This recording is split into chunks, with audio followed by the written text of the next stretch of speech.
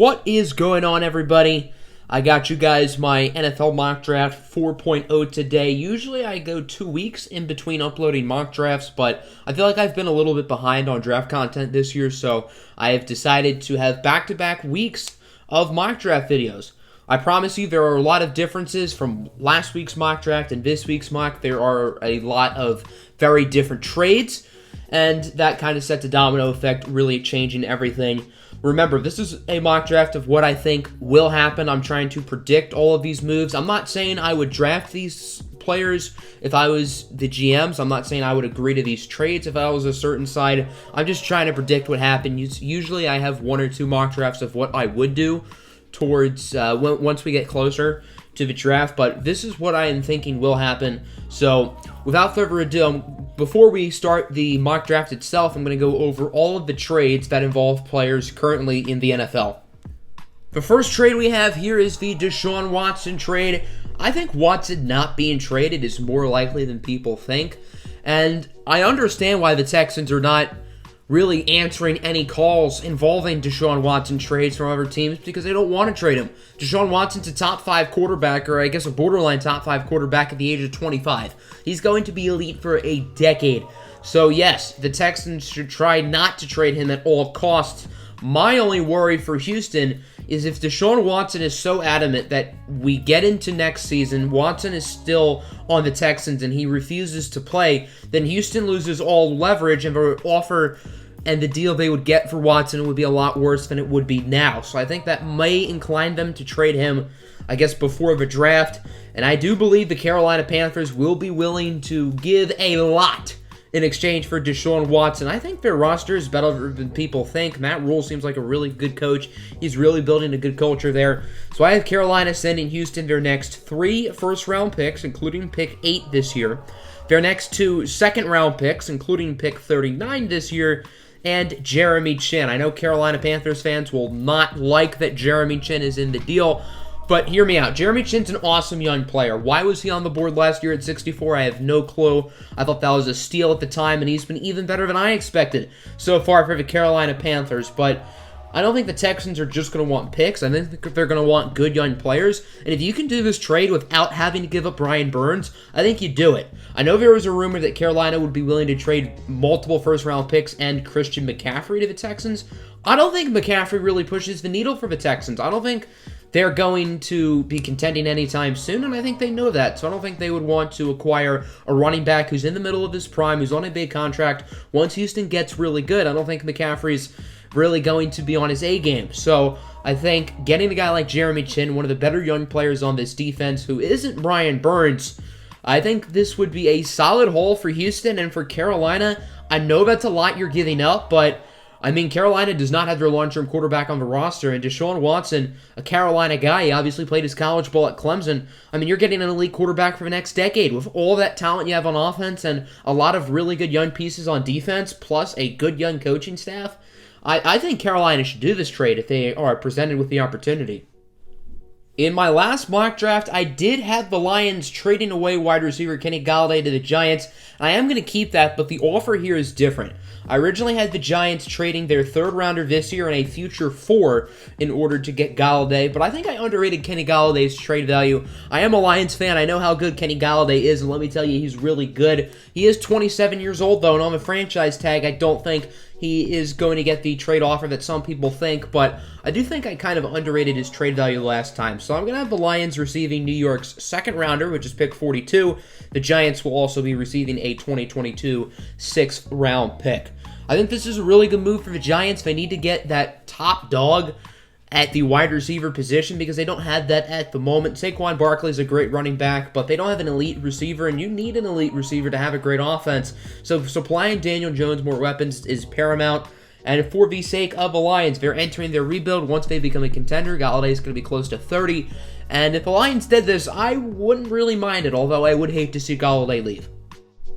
Stud right tackle Orlando Brown wants to be traded from the Baltimore Ravens because he wants to be a left tackle. And obviously, the Ravens just paid Ronnie Stanley handsome money, so I don't think Brown is going to be switching to the left side anytime soon in Baltimore, and I think this trade is really good for both sides. So Orlando Brown is going to the Chargers, a team that needs offensive line desperately, in exchange for the 47th pick and Mike Williams. The Ravens get themselves a really good target for Lamar Jackson. Their receiving core is not one of the better ones in the NFL, and they add a draft pick, so I think this is a really, really good move for both sides. I think a Stephon Gilmore trade is a lot more realistic than people think.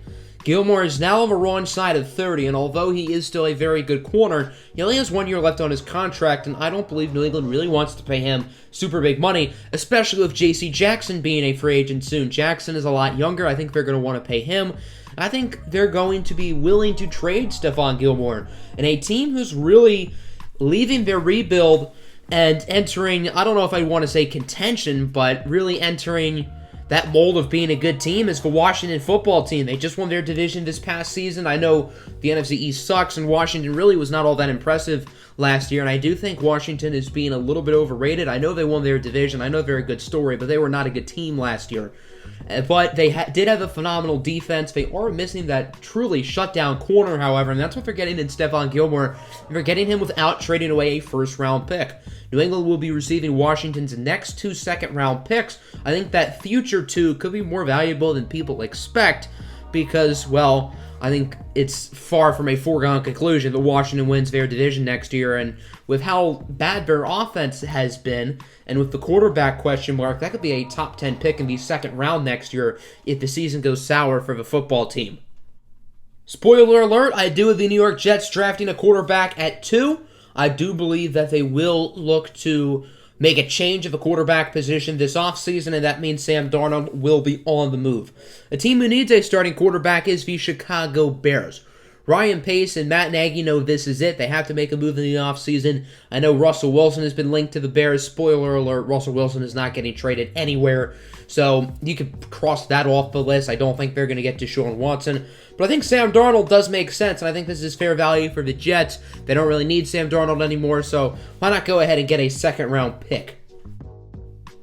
Apparently, the Marcus Mariota trade market is not what it once was, but I do believe the team will be aggressive in getting him, and for me, that's the Washington football team. They already acquired Stephon Gilmore today. I think they're serious about really contending this upcoming season. At pick 19, you're probably not going to get one of the top 5 quarterbacks in this year's draft class, and the free agency class at QB really won't be that crazy. I don't see Dak Prescott leaving Dallas, so you're not going to get someone great in free agency. I don't think they're going to get Watson. I don't think that Russell Wilson's a realistic possibility. But Marcus Mariota is an interesting case. I don't think Mariota is a bad quarterback at all. I know the Raiders want to get out of his contract, but it's only 1 year for $10 million. That's not a bad contract for a guy like Marcus Mariota. I know he's a backup of the Raiders, so I understand why they're trying to get rid of him. But at the same time, I think a team looking for a starting quarterback would be glad to take that contract. Considering it's only 1 year, if it doesn't work out, you can let him go. Washington does not have their starting quarterback on the roster. I'm sorry, Taylor Heineke. The Raiders will be receiving a 3rd and a 5th round pick. Washington has 2 third-round picks this year, keep in mind. So it's not like they're trading both of their day 2 picks. They still have an extra 3rd rounder. So they are losing 2 day 2 picks, but I think they're serious about being a legit team next year, and I think Marcus Mariota has more upside next season than people think. The final trade involving a player already in the NFL is pretty interesting. So, Trevor Lawrence to the Jaguars is a foregone conclusion. He's going to be their Week 1 starter. So, what does that mean for Gardner Minshew? I think a team will want him, and I think the Pittsburgh Steelers make sense. The Jaguars will be receiving Pittsburgh's 3rd round pick in exchange for Minshew. It sounds like the Steelers are committed to having Ben Roethlisberger for another year, and I do think Roethlisberger will be the starter, but I think the Pittsburgh Steelers want that insurance of A, having a really good backup, and B, having a backup plan going into the 2022 season. They don't have their long-term starting quarterback on the roster, and with how poor Big Ben played towards the end of the season, if he really struggles, I think having a high-level backup like Gardner Minshew could really do them well. I think he's a noticeable upgrade to Mason Rudolph. And again, if you can't find a new quarterback next offseason, considering Ben will probably be gone, then Gardner Minshew is a capable starter. He's not great, but he's a fringe top 32 quarterback in the NFL. I know there were a lot of trades there, but now on to the draft itself. And remember, there will be more trades of teams moving up and down the draft board, but just keep in mind that those trades won't be involving any current NFL players.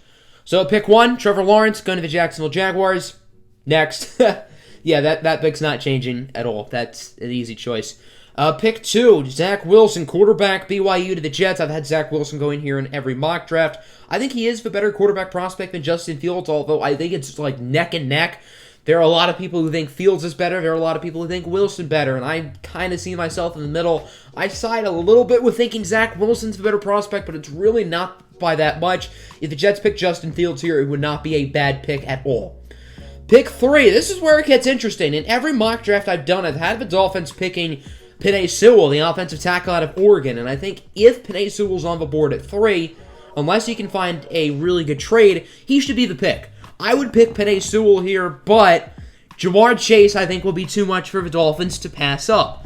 Chase is a very intriguing receiving prospect, one of the best wide receiver prospects to come out in a while.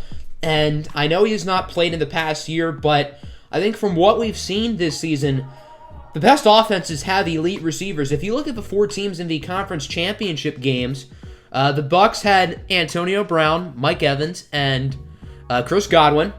The Chiefs have Tyreek Hill and Travis Kelce. The Packers have Devontae Adams, and the Bills have Stephon Diggs. All 4 of those teams have at least one elite receiver, and not all of those teams have great offensive lines. Now, obviously, that bit the Chiefs in the butt, but I think the wide receiver position is becoming more valuable in today's NFL. So I think Ja'Marr Chase here at 3 does make some sense. I think he's the best receiver prospect in this draft. As I said, I would pick Penei Sewell, but I don't think this is a bad pick either. Pick 4. The Atlanta Falcons select Justin Fields, quarterback, Ohio State. I know there are people who think the Falcons should go defense. I think Atlanta has to go quarterback because, they have a new coaching staff. They have a new GM. Arthur Smith did an excellent job of revitalizing Ryan Tannehill's career in Tennessee. Matt Ryan is an above-average starting quarterback in the NFL still. He's a really good player, but I don't think the Falcons are going to have a top 5 pick again, especially in a very strong quarterback class.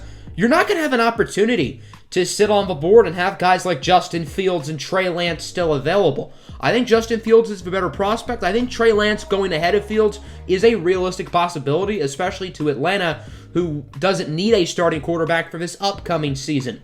I think Justin Fields and Trey Lance aren't necessarily ready to start, but I think if they can get with a good offensive coach like Atlanta, I think that'd be a really good fit for both of those players, and I do think Justin Fields would make sense. If this pick is not Fields or Lance in this scenario, I think it would be a bad pick. I think Atlanta would be wrong to go defense here, even if they go with the best defensive player in the draft, which in my opinion is Caleb Farley, the cornerback out of Virginia Tech. I don't think you can go defense here. I think you have to pick a quarterback. Justin Fields and Trey Lance are on the board. I think you have to go with one of them. Pick 5, the Cincinnati Bengals are going to run this pick up to the commissioner, Penei Sewell, offensive tackle out of Oregon. This is a home run for the Cincinnati Bengals with Ja'Marr Chase going to the Dolphins. This is a no-brainer. If the Bengals don't pick Penei Sewell here, they'd be absolutely idiots. Pick 6, Kyle Pitts, tight end out of Florida. Going to the Eagles. I know the Eagles have Zach Ertz, but he's probably on the move this offseason. They also have Dallas Goedert, but they do like running 2 tight end sets. But the thing with Kyle Pitts is he's not a traditional tight end. I believe a lot of teams in the NFL don't have him as tight end 1 on their board because they have him listed as a wide receiver.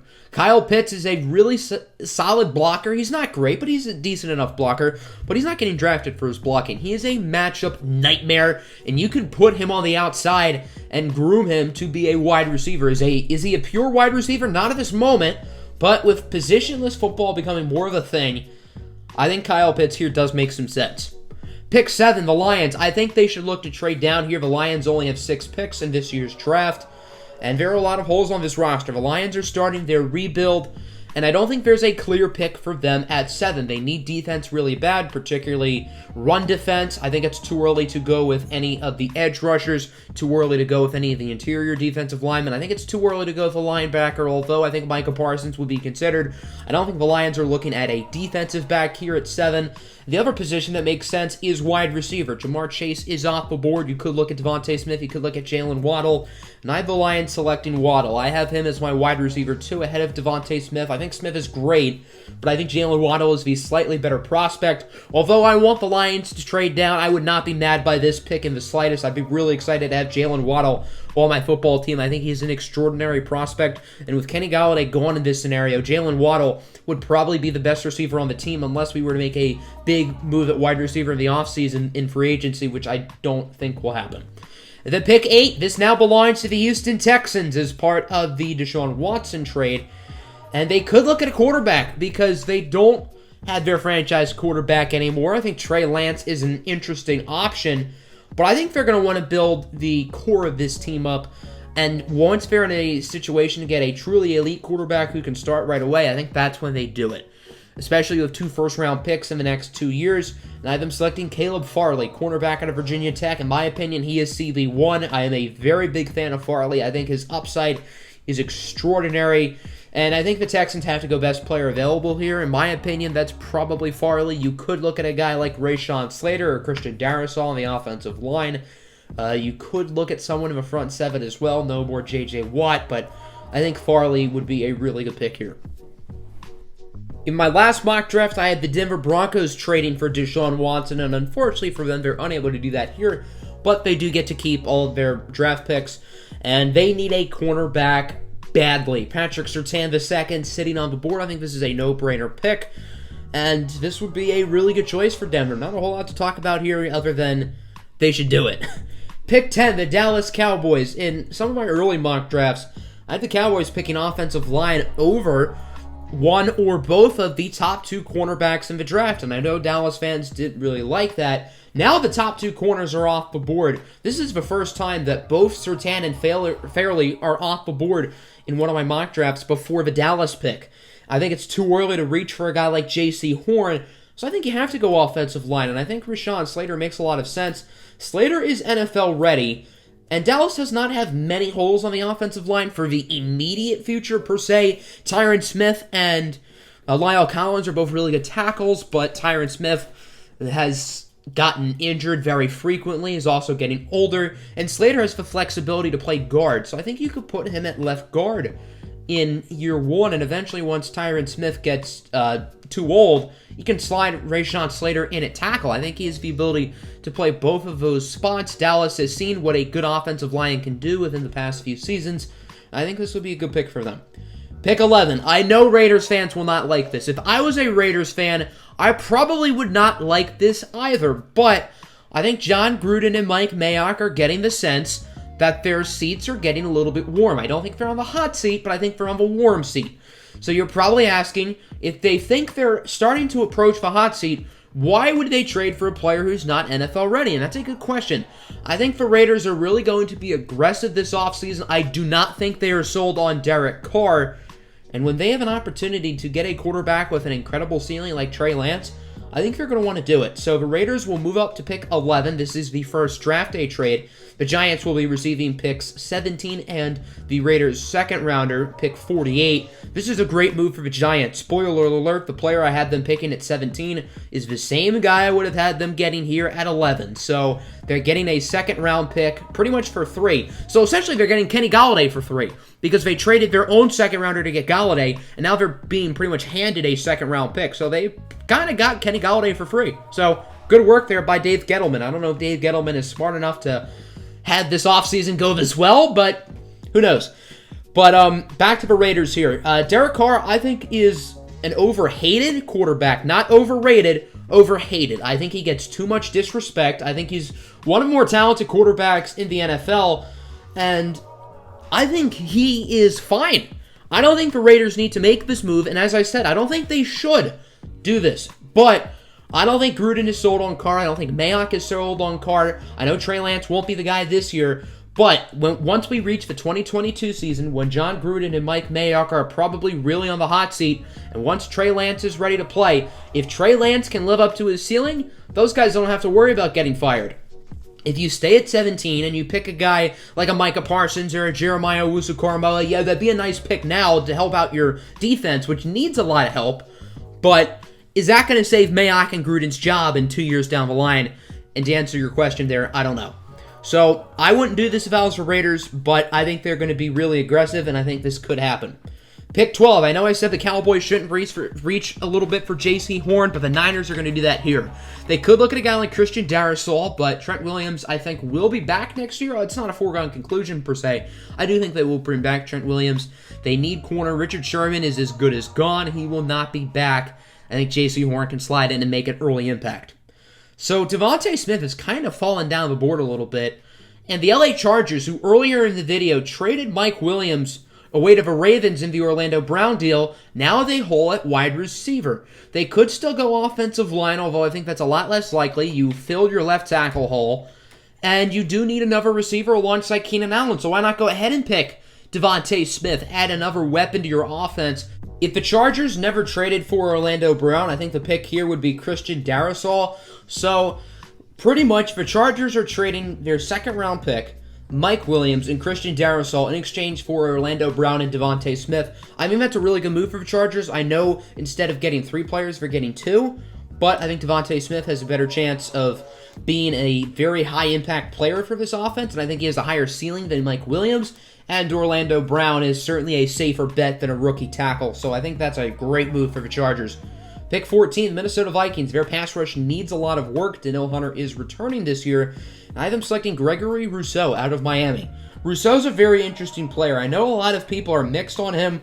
I am quite high on him. There are obviously some concerns with him. I mean, he was not polished at all at Miami. He only played there for 1 year as a redshirt freshman, opting out this past year. He's only played at Miami for 1 year. He looked like a freshman who also happened to have elite athletic skills and show off elite athletic upside. I think that's going to be really hard for the Vikings to pass up, and I think he's a better fit than other edge rushers in this class. If you can develop Rousseau, him on one side and Danielle Hunter on the other side is absolutely terrifying.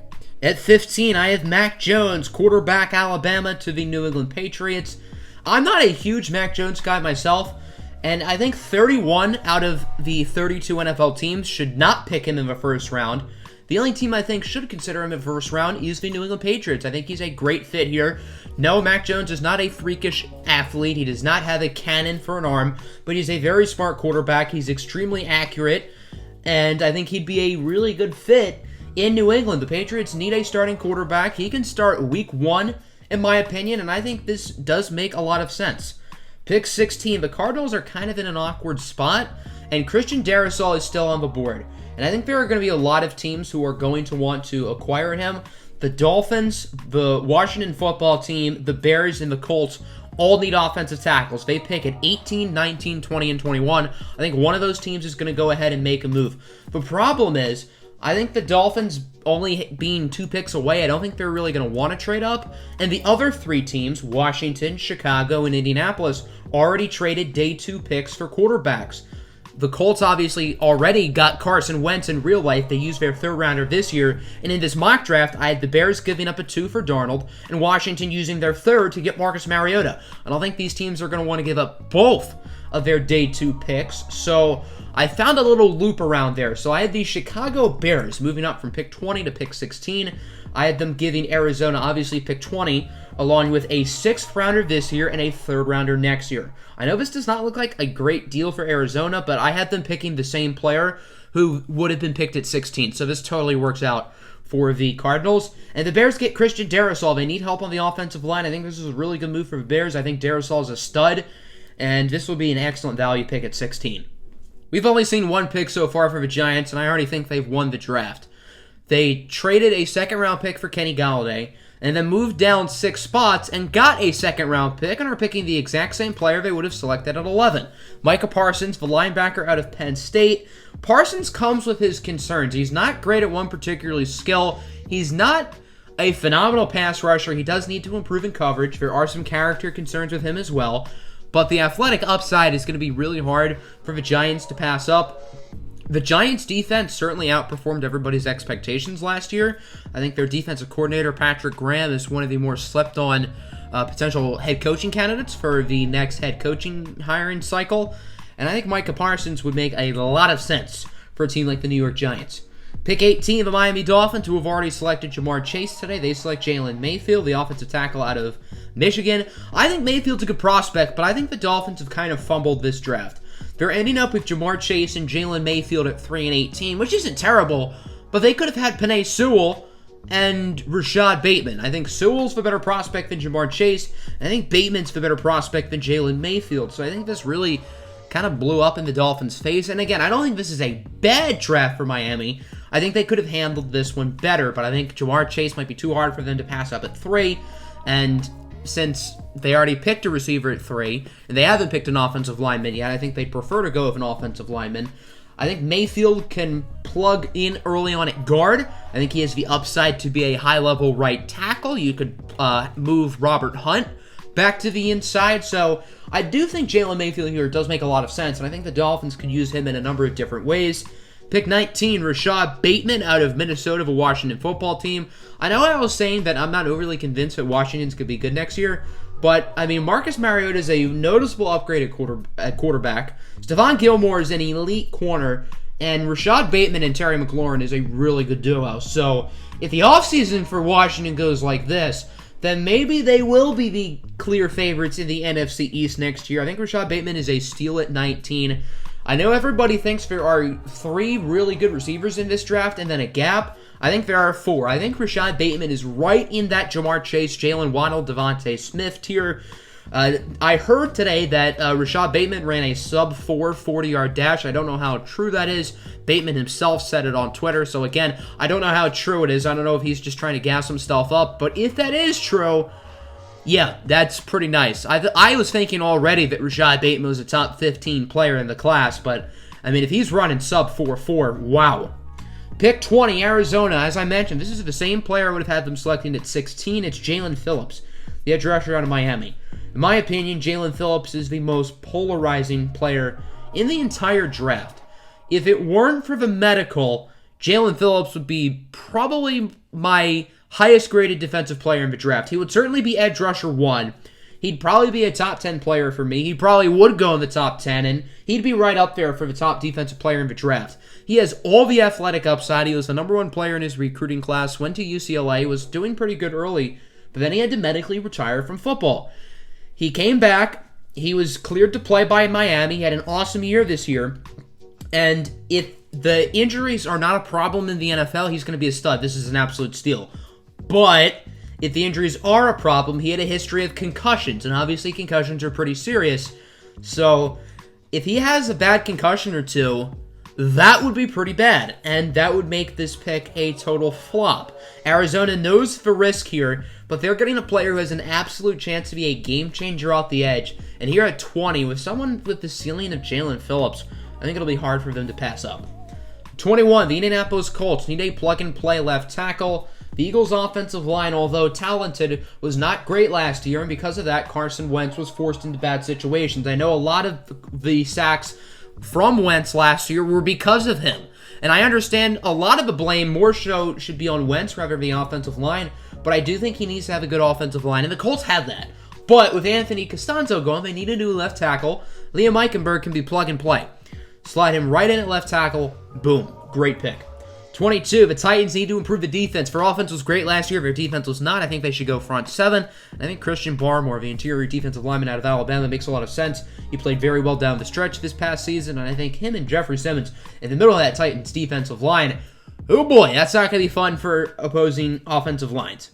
Pick 23, really good value in my opinion. Jeremiah Owusu-Koramoah, the linebacker out of Notre Dame going to the Jets. I think he could go earlier than this, but the linebacking board has kind of fallen a little bit because Micah Parsons went later than expected, and although some of these teams do need linebackers, they do have bigger needs. So the Jets are going to say, sure, we'll gladly take Owusu-Koramoah, who's a very interesting player. For me, he's the Isaiah Simmons of this year's class, but a little bit worse. He's still a really good prospect in my opinion. I was super high on Isaiah Simmons last year. He was my second-ranked player in the class behind Chase Young. And I think Jeremiah Owusu-Koramoah has a lot of similarities to Isaiah Simmons. Obviously, Simmons was not great this year, but I think he was not placed in a great situation in Arizona. I don't really think they knew how to use him. I think the Jets, if they do know how to use Owusu-Koramoah, this could be a great pick. Steelers at 24. They did trade their third-round pick for Gardner Minshew. I think this has to be offensive line or running back, preferably offensive line here. There are plenty of good offensive linemen still left, but I think passing on Najee Harris is going to be really challenging. Najee Harris had an outstanding career at Alabama. This season he was special, And the Steelers need a bell cow running back. James Conner is probably out the door. They do have some talented players in the backfield. I'm high on Anthony McFarland. I think he'll improve this year. Benny Snell is okay. None of those guys are a bell cow running back. And I think the Steelers are going into next year with the mindset that this is probably it for Ben. So if we want to win with him, it has to be now or never. So Najee Harris, a win-now pick in my opinion for the Pittsburgh Steelers. I think he's going to be regarded as a top 10 running back in a year from now. I think he's that good. In a lot of my earlier mock drafts, I had the Jaguars using one of their second-round picks to select tight end Pat Freiermuth. But the more I thought about it, I think you might have to use a first-round pick to get Pat Freiermuth. I think he's a really, really good prospect. And in my last mock draft, I had them picking him at 25. Well, here, I had them doing that yet again. Get yourselves a safety blanket for Trevor Lawrence in Freiermuth. I think this would be a great pick here for the Jaguars. Pick 26, we've got ourselves a trade. I have the Detroit Lions moving up here with the Cleveland Browns. The Browns will be receiving the Lions' second and third round pick. But remember, the Lions had the third rounder from the Rams in the Stafford trade, and the Lions got a second for Kenny Golladay. So Detroit still has a 2 and a 3. The two picks going to Cleveland are Detroit's second and third. So the Lions still have the Giants' second rounder and the Rams' third rounder. So keep that in mind.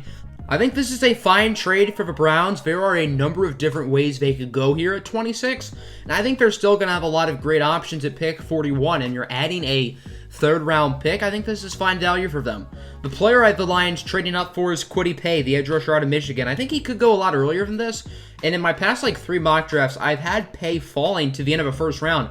And it's not that I think teams are lower on Paye than the media, but that's just how the board is shifted up. I think Kwity Paye could be a top 15 pick. The Lions are going to pounce on this opportunity. I think this is a great move here for Detroit. You still have the pick in the second and third round. And I think Romeo Okwara will probably be back on the roster next year, but the pass rush was not great last year. Get yourselves another edge rusher. Get a guy who can help in the run game. I think this would be a great move for Detroit, and I think they've hit a home run in the first round with Jalen Waddle and Kwity Paye. 27, the Baltimore Ravens select Azeez Ojulari, the edge rusher at Georgia. Ojulari is a Ravens edge rusher, in my opinion. A really good athlete, someone who usually doesn't play with his hand in the dirt, but has really good burst and bend. He's a very raw player, but if you can develop him, he's going to be really good. And where else than the Baltimore Ravens, who do a phenomenal job of developing edge rushers? Yannick Ngakoue and Matt Judon are free agents of the offseason. I think Judon is as good as gone. I think Ngakoue is probably going to be back in Baltimore, whether it's on a short-term deal or a long-term deal. I think he will be back, but I do think they're going to want to add a replacement for Matt Judon, and I think Azeez Ojulari, with the right development, could be a star. Pick 28, Terrace Marshall Jr., wide receiver at LSU, staying in the Bayou. He is going to the New Orleans Saints. I'm a big Terrace Marshall guy. I think he's probably a top 20 player in the class for me. And I think this is really good value for the Saints. Adding yourselves another playmaker for Jameis or Taysom Hill or whoever your starting quarterback is. I would guess it's going to be Jameis, and I think they should try to bring back Jameis and start him. But whoever your quarterback is, you're going to need more. Emmanuel Sanders is not getting any younger. Sanders can play on the inside and the outside, and that's something that Terrace Marshall can do. He was one of the unsung heroes of the 2019 LSU offense. Really shined in 2020 with Justin Jefferson in the NFL and Jamar Chase opting out. And I think this will be a good pick. Green Bay Packers at 29. It sounds like they're going to try to bring back Aaron Jones and let go of Corey Linsley. I think that's a mistake for the Packers. I think Aaron Jones is great, and he's one of the more underlooked running backs in the NFL. I think he's really good. I think he's a top 10 player at the position. But I don't think you should pay running backs premium money, especially considering Aaron Jones isn't like a superstar. Corey Linsley was the best center in football. I think you should bring him back, but it doesn't sound like they're going to do that. So now they are probably going to have a hole at center if Linsley is gone. I think Landon Dickerson could go higher than people expect. In one of my recent mock drafts, I think I had the Packers getting Dickerson in the second round. I don't see him falling out of the top 50. I think he could go in this first round, and I think he'd be a good replacement for Lindsey. Plug him right in at center. You can start him. He did suffer a torn ACL in the SEC Championship, but he seems to be recovering from it well, and I think he will be ready by training camp. Pick 30, Zaven Collins is really falling down the board. The Buffalo Bills are going to say, yes, please, gimme. I think this is really good value for the Bills. Matt Milano sounds like he's probably gone, and I think this will be a great pick. Chiefs at 31, they need help on the offensive line. Elijah Vera Tucker, I think, could be a great guard. He also has the ability to play tackle. The Chiefs' offensive line is what lost them the Super Bowl this past season. And then at 32, in every mock draft I've done, I've had the Bucks getting Travis Etienne, but this time I'm not. I think Etienne does make a lot of sense, but I don't think they're going to bring back Ndamukong Suh, and I think they could use a body in the middle of that defensive line. I think Levi Onwuzurike has a legitimate shot of going in the first round. I think they could look at a different interior defensive lineman here. Davion Nixon out of Iowa is an option. There are a few other players, but I think Onwuzurike is a really solid prospect. Now on to the second round, starting with the Jacksonville Jaguars at 33. They need safety pretty bad, and I think Trayvon Moehrig at TCU is probably going to be the first safety off the board. Plug him in at 3 safety. I think he can be a really good center fielder in the Jaguars defense. I think this would be a really solid pick for them. I've had Travis Etienne going to the Bucks. This time I don't have him going to Tampa Bay, but he's not going to fall too far. I have him going to the New York Jets at 34. I think the Jets are going to want to be a competitive team this upcoming season, and I think Etienne can be a really good safety valve in the passing game for Zach Wilson. They don't have a starting caliber running back on the roster, and now they do. Etienne is a really, really good player, and I think this will be a very solid selection for the Jets. Pick 35, Jabril Cox, one of the biggest risers, in my opinion, the past month or so. Now, he hasn't risen on a ton of boards, but I think people are really going to be starting to give Cox first-round buzz very soon. In my last mock, I had him going 30 to the Bills. I probably would have had him going 30 again had Zaven Collins not still been on the board. But again, he doesn't have to fall too far either, and I think he can make an early impact with Atlanta. Pick 36, the Dallas Cowboys see a corner they want, and they need corners pretty bad. So I have them moving up with the Miami Dolphins. I have Dallas giving up pick 115 of a fourth round, a fourth rounder next year, and obviously their second rounder, pick 44. So in order to move down 8 spots, the Dolphins are acquiring 2 fourth-round picks, which I think is pretty good value for Miami. Dallas selects Asante Samuel Jr., cornerback out of Florida State. I think he is a really good prospect. I think he should go in the first round, but here he falls in the second round, and I think Dallas will be happy to pick him. Eagles at 37. I think this is a surprising pick for some. Tevin Jenkins, offensive tackle out of Oklahoma. Jenkins is not ready to be an NFL starter, in my opinion. The Eagles have good players on their offensive line. Brandon Brooks at right guard, Lane Johnson at right tackle, Jason Kelce at center. Now, I think at least 1 or 2 of those guys won't be on the roster this upcoming season. So I think because of that, offensive line is going to be in bigger need than people think. Those guys are also starting to get older, so even if they're still on the team, I think the Eagles will look to improve the offensive line, and I think Tevin Jenkins is a really solid developmental prospect. Probably not going to start early on, but the Eagles aren't going to be very good next year, so I don't think they need him to contribute early. Pick 38, Wyatt Davis, offensive guard out of Ohio State. The Bengals are really building up that wall for Joe Burrow. Get Penei Sewell, get Wyatt Davis. This is a perfect draft for the Cincinnati Bengals. Pick 39, Houston. This is the first of 2 second-rounders they got in the Deshaun Watson trade, one this year, one next year from Carolina. I have them selecting Joseph Osai, the edge rusher out of Texas, keeping him in the Lone Star State. I think this is good value. I think I've had Osai going in the first round every time, and it's not that anything has really changed with Joseph Osai's stock. It's just kind of how the edge rusher board has fallen. I don't think Houston's complaining, though. I think this would be a nice pick. Then at 40, a player who I think is going to go higher than people expect, it's Osa Odigizua, the interior defensive lineman at UCLA. I'm a big fan of Odigizua, and it's not just that he has a really cool name. He does have a very cool name, and I enjoy saying it. Osa Odigizua. But, in all honesty, I do think he's a really intriguing prospect. He's super athletic. He's a little bit newer to the game of football, but I think he's a really intriguing player. The Broncos could use someone to improve the middle of their D-line. Jarrell Casey was just released by the Denver Broncos, so now a spot has opened up there, and I think Odigizua would fit right in. I think he's a little bit raw. I don't know if he'd start right away, but I think he could develop him and turn him into a great player.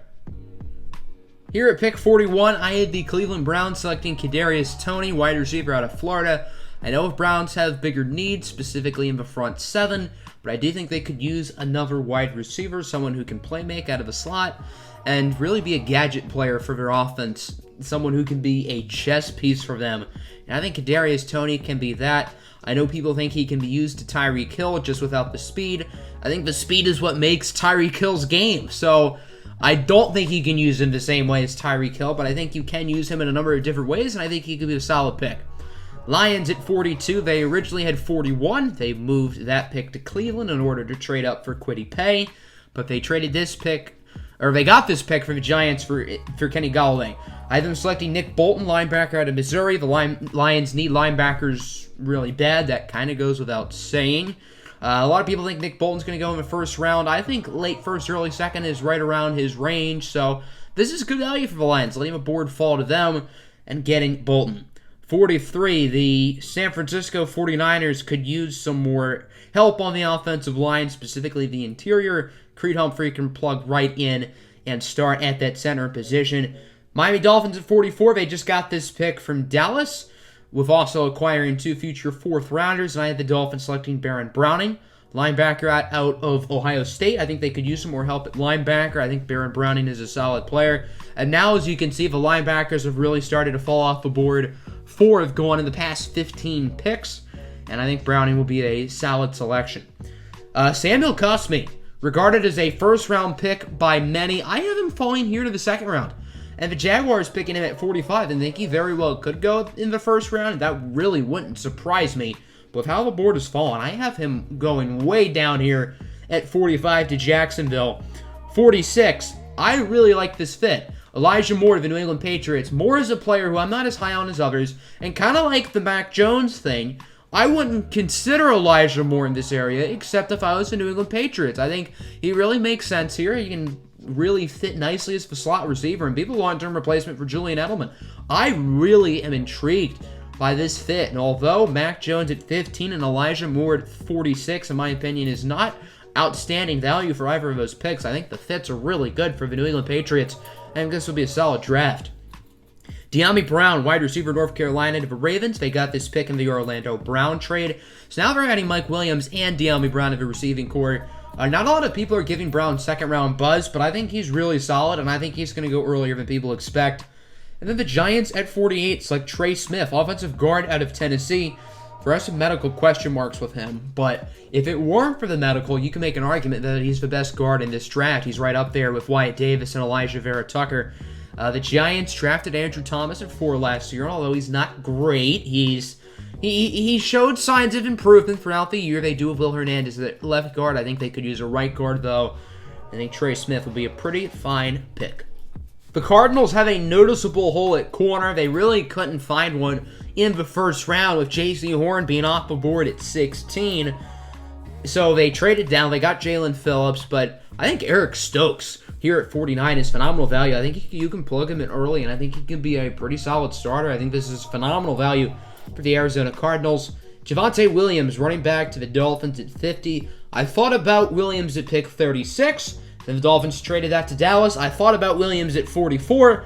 I had the Dolphins pick Baron Browning. Now they're not going to let him fall any further. This is really good value, considering where the other 2 running backs went. With Najee Harris at 24 and Travis Etienne at 34, I think Javonte Williams at 50 is probably a better value pick than both of those guys. I think Harris and Etienne are better prospects, but not by that much, so I think this would be a good pick.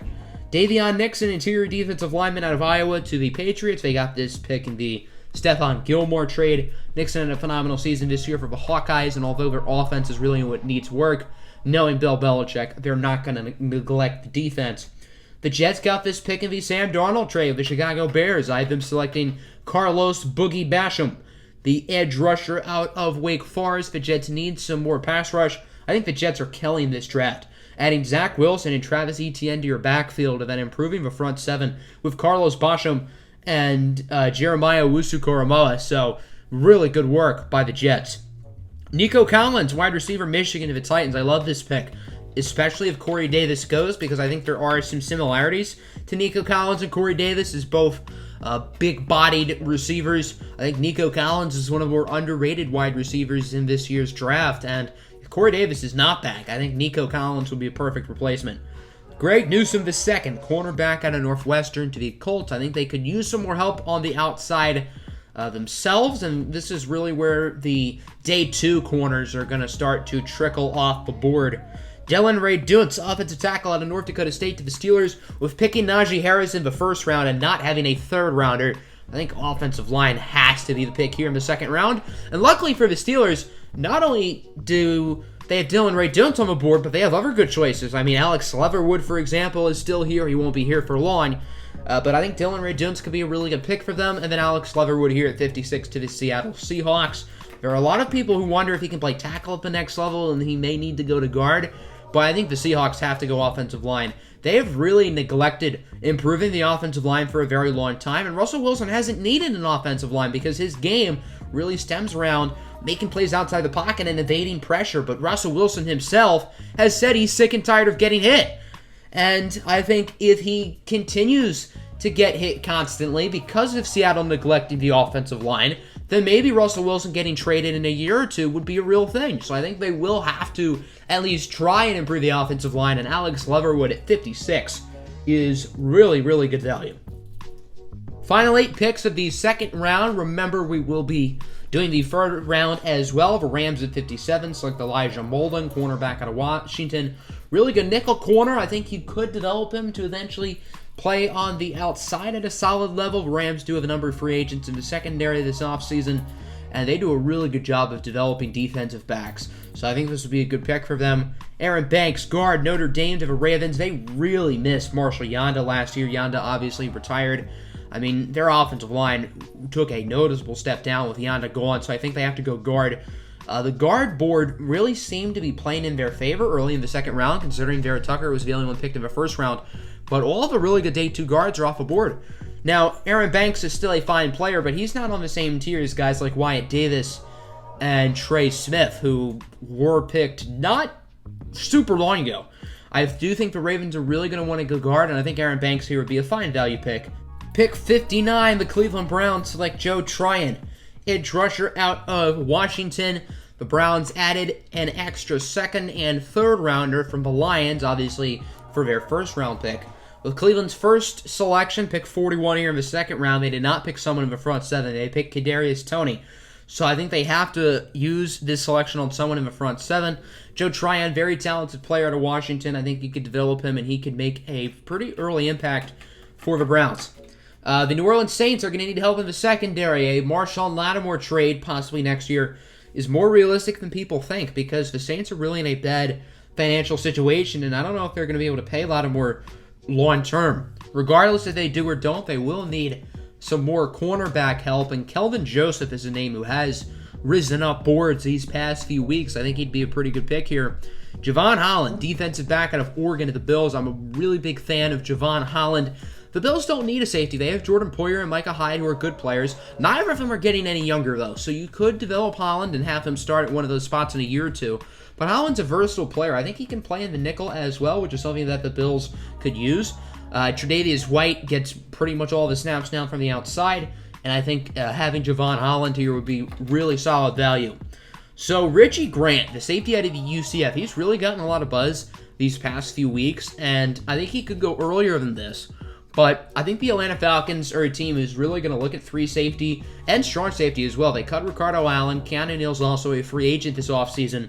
So I have them trading up here for Green Bay Packers. The Packers will be receiving pick 68 in the third round and pick 149, Atlanta's fifth rounder. I think that's a good value trade for Green Bay. And for Atlanta, you get Richie Grant. I think this will be a good pick for them, helping out the defense here in the second round. They picked Jabril Cox earlier.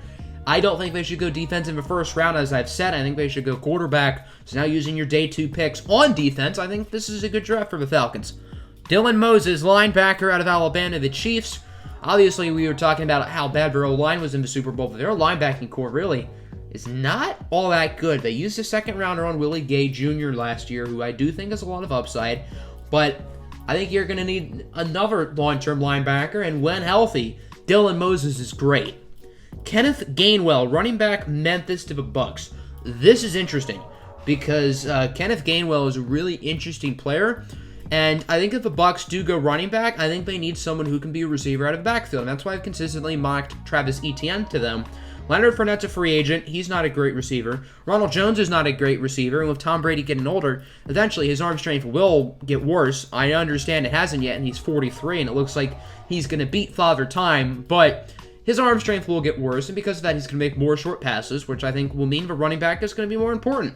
That's why I thought Travis Etienne makes sense, and that's why I think Kenny Gainwell makes sense because he is a great receiver out of the backfield as well. So here at 64, I think this would be a good pick. Even if someone like Michael Carter is regarded as the better prospect, I think Kenny Gainwell is a great fit. Now on to the third round. Remember, we will be doing compensatory picks for round 3. Starting with pick 65, the Jaguars continuing to improve the secondary. They're going to keep Aaron Robinson, the corner out of UCF, in the state of Florida. Robinson's more of a nickel guy. Maybe they could develop as an outside corner down the line to pair up with C.J. Anderson, but for right now, he'll probably be their nickel guy. Tutu Atwell, wide receiver, Louisville to the Jets. The Jets have a big hole at wide receiver. In my past 2 mocks, I've had them trading for Julio Jones. I didn't realize how big Julio's cap hit was, so that's not going to happen. I don't think Julio's going to be traded just because of that contract situation, so that's off the books. And I haven't had them picking a receiver yet, but I do think Tutu Atwell here in the third round is good value. Jay Tufele, interior defensive lineman out of USC to the Texans. The Texans have had a good draft so far. Caleb Farley in the first round, Joseph Osai in the second round, thanks to Carolina. This is their own pick, and Carolina, remember, did not trade their third rounder for Watson, so they do have a third rounder here. I think this is pretty good value for the Texans, building up your trenches. I think this would be a smart pick. Rondale Moore to the Green Bay Packers. The Packers need help at wide receiver. Rondale Moore is a weird player. He has some medical concerns. His route tree at Purdue was not really what you look for. They didn't really have him running a lot of NFL routes, and he was really used a lot as a chess piece at Louisville. I think he could be used as a great chess piece for the Packers, but I also think they could use another outside receiver. That's not necessarily what Rondale Moore is. I do think you could develop him into that long term. At 69, nice. I had the Bengals selecting Tylan Wallace, wide receiver out of Oklahoma State. I think Tylan Wallace personally makes more sense to the Packers, even if Rondale Moore is the more intriguing player. I think Rondale Moore, as I said, would be a fine pick to Green Bay. But back to this pick, Tylan Wallace to the Bengals. They need another outside receiver. T. Higgins had an outstanding rookie year. Tyler Boyd is one of the better slot receivers in the NFL. But you need another guy on the outside. I think if Penei Sewell's not on the board at 5, they could pick a guy like Jamar Chase if he's still there. But I do think this will be a solid pick for them. At 70, Amon-Ra St. Brown, wide receiver USC to the Eagles. The Eagles need help at receiver. They've not drafted a true receiver yet, whether you count Kyle Pitts as a wide receiver or not. But even if you do have Kyle Pitts envisioned as a wide receiver for the future, you're going to need more than that. The receiving core is just not good. And plug Amon-Ra St. Brown in the slot. I think he'd be very solid. Jason Owe to the Broncos at 71. I have him going later than expected. Jason Owe is a really intriguing physical specimen, if you will. He has a ton of potential, but he is super raw. He's not going to be good early on, but if you can develop him, he'll be really solid. Jamin Davis, linebacker out of Kentucky to the Cleveland Browns. He's a very rangy player, really good in coverage. I think kind of like Jabril Cox. This linebacking core is really good in this year's class, and I think that a lot of linebackers who haven't been talked about yet will start to get hyped like Cox. I think Jamin Davis is the next on that list. I think he could go higher than this, and I think this would be a good pick at 72 for the Browns. Carolina actually gets to make a pick, and in my opinion, a pretty good one. Tyson Campbell, cornerback out of Georgia. This is really good value in the third round. They could use some help in the secondary. Jeremy Chin is gone. Keep in mind, he is now with the Texans, thanks to the Watson trade, and I think this is really good value for Carolina. James Hudson, offensive tackle out of Cincinnati to the Washington football team. Very interesting draft for Washington. You add Marcus Mariota and Stephon Gilmore in trades. You pick Rashad Bateman at 19. Now improve the offensive line with a good developmental prospect in Hudson. Ronnie Perkins, edge rusher out of Oklahoma to the Cowboys. I think they could use some more help on the edge. And I think Ronnie Perkins is a very, very talented prospect who not a lot of people are talking about yet. Here at 76, Benjamin St. Juste, cornerback out of Minnesota to the New York Giants. He's really starting to get a lot of buzz, really performed well at the Senior Bowl. I think the Giants could use some more help at corner. 77, Josh Myers, interior offensive lineman, specifically center out of Ohio State to the Chargers. This is the same pick I had the Chargers picking in my last mock at 77, Josh Myers. Mike Pouncey has retired. They need a new center. Here you go. Plug him in and play him. I think this is a smart pick for the Chargers. Deontay Brown, guard, Alabama, to the Minnesota Vikings. Never hurts to improve the offensive line. I think they could use some help at guard. Trey Sermon, running back out of Ohio State to the Cardinals. Again, I think Michael Carter is the better prospect, but Michael Carter's not a traditional early down running back, and I think there's a real possibility Kenyon Drake is not back in Arizona this year. Chase Edmonds, I think, is a really good change of pace back, which is, I think, what Michael Carter could be, but I think you need someone with the potential to be a good early down runner. I think that's what Trey Sermon could do. It's been a weird draft so far for the Las Vegas Raiders. They used their first-round pick along with their second-rounder to move up for Trey Lance. Again, I don't think Raiders fans are going to like that, as I mentioned. I wouldn't like that if I was a Raiders fan, but I probably would like this pick. Patrick Jones, the explosive edge rusher out of Pittsburgh. The Raiders could use some more talent on the edge. Cleveland Ferrell's an okay player. Max Crosby's solid. I think he could use more than that, and I think Patrick Jones would be a really solid pick. The picks in the Marcus Mariota and Gardner Minshew trades are now starting to come up. Dolphins at 81 select Quincy Roche, edge rusher out of Miami. They need some more pass rushing help, and I think Quincy Roche from Miami could be pretty solid. The Raiders at 82 from Washington select Hamza Nasir-Ladin, safety / linebacker out of Florida State. I'm a huge fan of Nasir-Ladin. I think he's a great prospect. I think this will be a nice pick here for the Raiders. Amari Rodgers, wide receiver, Clemson to the Chicago Bears. I think Amari Rodgers is a really solid prospect, and I think the Bears have killed it in this draft, getting Christian Darrisaw in the first round with a trade-up, Sam Darnold using their second-round pick for him, and now Rodgers in round 3. As a Lions fan, I would not be overly pleased with Chicago doing this because they've done a great job. Ifito Melifonwu, cornerback out of Syracuse to the Eagles. This pick was from the Carson Wentz deal. They need some help at corner, and I think Melifonwu could be a solid selection. Deo Odenigbo, edge rusher out of Vanderbilt to the Tennessee Titans. They need some more help on the edge. Their pass rush last year a little bit underperforming. Harold Landry wasn't as good as people expected, and I think Odenigbo could be a solid player. Israel Mukwamu, corner out of South Carolina to the Jets. He is 6'3", long and lean. Jets need a lot of help in a lot of places. And the New York Jets have had a really, really good draft here, in my opinion. And I think their future is quite bright. The pick from the Gardner Minshew trade, the Jaguars are going to select Dwayne Eskridge, the slot receiver out of Western Michigan. He's not the biggest guy, but I think he could make a solid impact for them. He's really started to buzz in the past month thanks to a good Senior Bowl performance. D.D. Westbrook is a free agent, and I think this would be a nice pick. Spencer Brown, offensive tackle, Northern Iowa to the Lions. Spencer Brown's a really solid developmental offensive tackle prospect. I don't think he's good enough to start right away. The Lions don't desperately need offensive tackle. Obviously, Taylor Decker at left is great. Right tackle, there's a little bit more uncertainty. Hai Vaitai was a disaster of a signing. He's probably more the guard anyway. Tyrell Crosby is a serviceable starter for now. He is a free agent after next season. So I think you could let Crosby go and eventually start Spencer Brown there in 2022. I think that makes sense for the Lions. These are the final selections before the compensatory picks. Cleveland with 2 picks here. They're drafting a pair of Buckeye defenders. At 89, they go with Shaun Wade, the nickel corner. They could use some more help in the secondary. Wade had a lot of hype going into this year. He was moving from the slot to the outside. He disappointed. I think he's just more of a nickel guy.